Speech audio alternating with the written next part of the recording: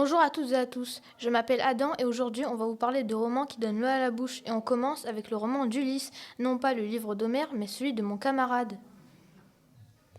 Vous êtes déjà allé dans un refuge dans les Pyrénées? Non? Donc je vais vous y amener en vous présentant le livre Refuge 1420. Il a été écrit par Jean-Marie Firdion, édité par Le Muscadier, et il est sorti en 2022. C'est l'histoire de Carla, une policière qui se lance à la poursuite d'un évadé de prison. Il s'appelle Jordan. Cette enquête, elle débouche sur le meurtre d'un mineur, et la victime, ça pourrait être Ludovic, un adolescent qui est porté disparu. L'enquête, elle est racontée sous 3 points de vue différents, celui de Carla, celui de Jordan et celui de Ludovic. J'ai aimé le fait que l'histoire soit racontée sous 3 points de vue différents parce que voir une scène du point de vue de différents personnages, ça rend le récit un peu plus dynamique. Voilà.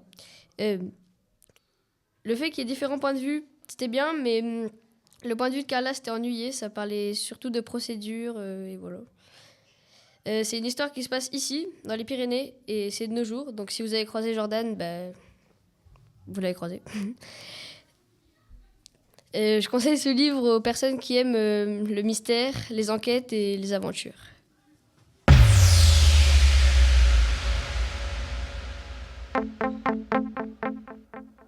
Merci de ta présentation montagnarde. Maintenant je laisse la parole à Mohamed avec son roman mystérieux. Tu aimes les aventures de Sherlock Holmes? Alors ce livre est pour toi. Bonjour, je m'appelle Mohamed et aujourd'hui je vais te présenter un livre d'une des aventures du célèbre détective Sherlock Holmes, le chien des Baskerville. Ce roman a été écrit par Sir Arthur Conan Doyle et il a été republié en 2021 par Gallimard Jeunesse. Pour faire simple, c'est l'histoire de Sherlock Holmes et du docteur Watson, ça je pense vous l'avez compris, et ils doivent protéger le dernier descendant d'une lignée maudite, les Baskerville. Car on raconte qu'une bête tuerait chaque membre de cette famille. Sherlock Holmes ne croit pas au surnaturel et c'est comme ça que commence cette histoire. Il existe des adaptations de ce roman en film, mais le roman est nettement mieux, car pour moi ce que j'aimais dans ce roman, c'est l'intrigue, l'atmosphère mystérieuse, tout ça donne l'envie de poursuivre la lecture du livre, tu ne trouves pas toi? Il y a aussi les personnages qui sont attachants quand on peut facilement s'identifier. Mais bien sûr, il y a une autre petite chose que j'ai moins bien aimée, c'est le vocabulaire. Il est un peu vieillot. Tu sais ce que ça veut dire toi, quiproquo, marotte, fourvoyer, convict? Moi non. Et c'est ça qui m'a un peu embêté dans ma lecture. Mais au moins grâce à ça, tu peux apprendre un nouveau type de vocabulaire et tu pourras enfin comprendre tes grands-parents quand ils te parlent. Du coup, tu as compris, je recommande ce livre aux personnes qui aiment l'intrigue, le mystérieux, les enquêtes et l'aventure. Maintenant, enfile ta cape et ta loupe et pars à l'aventure avec le célèbre détective.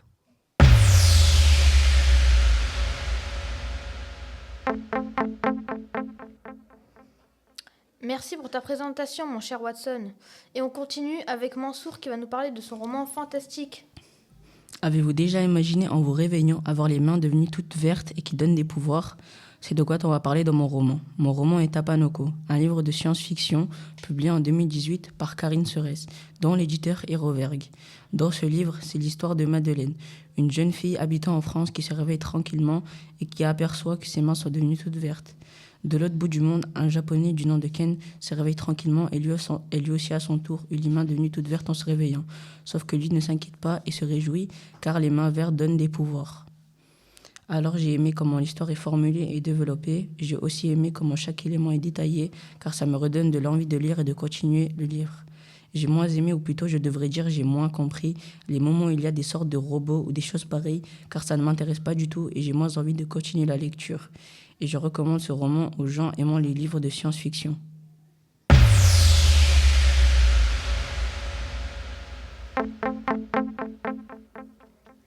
Et merci le super-héros.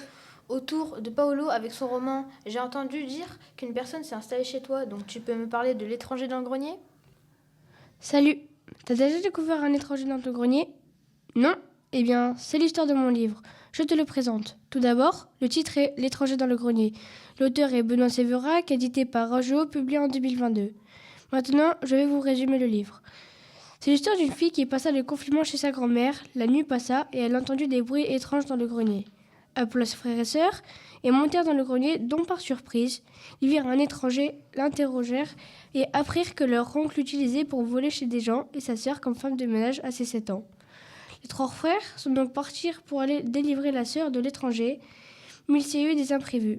Après l'avoir sorti de la maison, leur oncle les a poursuivis en voiture pendant des heures pour qu'au final, la sœur de l'étranger et l'héroïne se fassent arrêter par la police et j'en vous dis pas plus.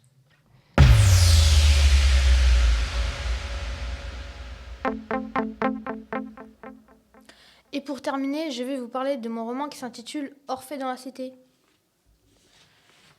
Le livre que je vais vous parler contient 2 histoires, Orphée dans la cité et Icare sur les toits. L'auteur est Benjamin Desmarets. Le livre a été publié en 2020 et l'éditeur est Rouergue. Le roman raconte l'histoire de Orphée et Icare, 2 personnages qui vivent dans le même monde mais de leur point de vue. Orphée est une fille qui aime la cité Olympe et Icare lui déteste tout et ferait tout pour la quitter. Mais leur rencontre à la fin du roman va tout changer. Je trouve ce livre passionnant, le décor qui est présenté est très réaliste, exemple au début du roman, quand Orphée nous présente sa résidence, le nom de la résidence est à moitié cassé. Je recommande ce livre aux personnes qui aiment des romans et des personnages avec 2 personnages principaux.